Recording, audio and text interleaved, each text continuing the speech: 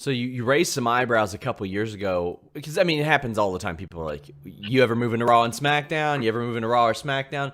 And you did briefly, but I think in an interview you had said you told them you would retire if you had to move to Raw or SmackDown.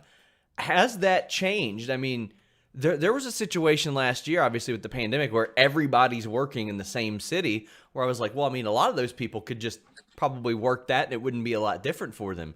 Have things changed for you since that period, or are you still full steam ahead NXT, and that's where you want to be permanently?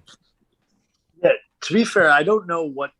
I kind of wish I knew what the exact quote was. I'll pull it Just up for because you. I hear it a lot, and I feel like I hear it, and it's like there's a piece of it missing. Because I think if I'm thinking of the same thing that you're talking about, I was talking about Lillian Garcia. Yes, And it says, I have legitimately vocalized to them if I have to go to Raw or SmackDown, then I'm going to retire. I would love to produce or coach or be a part of it, but there's no way I'm taking on that load. yeah, so I know we spoke whether it's before or after it, but it's the load, and really, I think people misconstrued it as like he hates Raw or SmackDown. It's like, no, man. When I talked to her, it was a month or two after I had neck surgery. Neck surgery that potentially was going to end my career. And we were discussing home life and we were discussing the road life. And I just said, I don't think I can handle traveling 300 days out of the year. Like I physically would need a lighter load, and NXT provides the lighter load. And that's kind of where I was at. And if somebody told me today, hey, you have to travel 300 days a year for work, I'd be like, okay, well, that job's not for me. Things have changed, right? I mean, the pandemic hit and no one traveled. Now we're kind of post-pandemic, not really, but we're kind of seeing the light at the end of the tunnel, and people are traveling a little bit.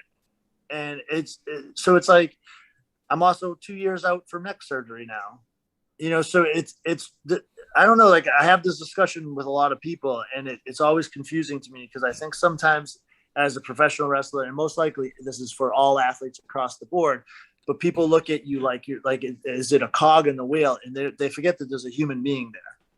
Like, well, what I'm saying is the human being, Tommaso Ciampa, Tommaso Whitney, like whatever, can't travel 300 days a year because he had neck surgery. Like that's reality. That's truth. Like he's got a 3-year-old at home. He likes to watch her grow up. That's important to him. So it's kind of silly, like to take it and spin it in such weird directions where it's like I said it out of spite or hate because I didn't, it's just not what it was. So I don't know, like I'm open to anything. It just has to fit me as a husband, as a father, as a performer, as an athlete, as a human being, knowing my age, my body, my desires and wants and goals. It's not as simple as just being like, hey, yeah, I'm not doing that thing because, I'm not fulfilled creatively there. It's such a silly, like I'm a grown ass man. Like I got a wife and a kid. I don't care about like a fake storyline nearly as much as people might think. I care about, my livelihood. Yeah, I think that's the way that a lot of people spun it. They were like, oh, he hates Yeah. Raw, he hates SmackDown. And that's... No, yeah, I know. Like, it's not news to me. I know. I get it. If I see it, I know you see it. You probably see it on the daily or anytime you log into Twitter. Yes, yeah. So, yeah, it's just, hey, man, I get it. Like, perception's reality. And I understand that people always look for headlines and they want to spin it and go whichever direction they do. But at the end of the day, man, I love the art form of pro wrestling. I love the idea of getting in there with new, fresh opponents. I love the idea of being challenged in ways I haven't yet been challenged. I like whether that's a different platform or that's with just more eyes on me, or that's just with just someone who like a Rey Mysterio, a legit living legend, like whatever it is. Like I love all of that. Sounds great to me. It's just, I also make all my decisions based on what's best for me. Like, because I'm just a realist, man. I understand the surgeries that I've had. I understand.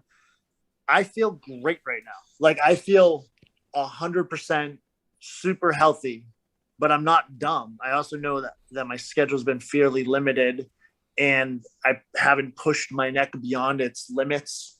I haven't taken like, whether that's a crazy load or schedule or bus trips or flights or whatever. So I know that there's probably a reason why I feel as good as I do. So anytime I make any decisions to increase any load or something, that's just going to play a factor in my deciding. It's got nothing to do with having any spite or hate towards anyone. I mean, we all work for the same company. Like for most part, I'm friends with all those guys and girls. I enjoy watching them perform. I enjoy seeing them succeed. So it's sort of in that same vein, whenever a draft or a shakeup would happen, would you maybe pay like a little bit more attention? Because like there have been times where there are people that don't know that they're getting called up, and they kind of find out. I remember seeing that footage of Nia Jax, the Performance Center, as she finds out, she's looking down at her phone, and they call her name, and she's like, "Oh my God, I'm going to Raw." Is that like a thing, or are you told ahead of time, "Hey, you'll be down here, don't worry"?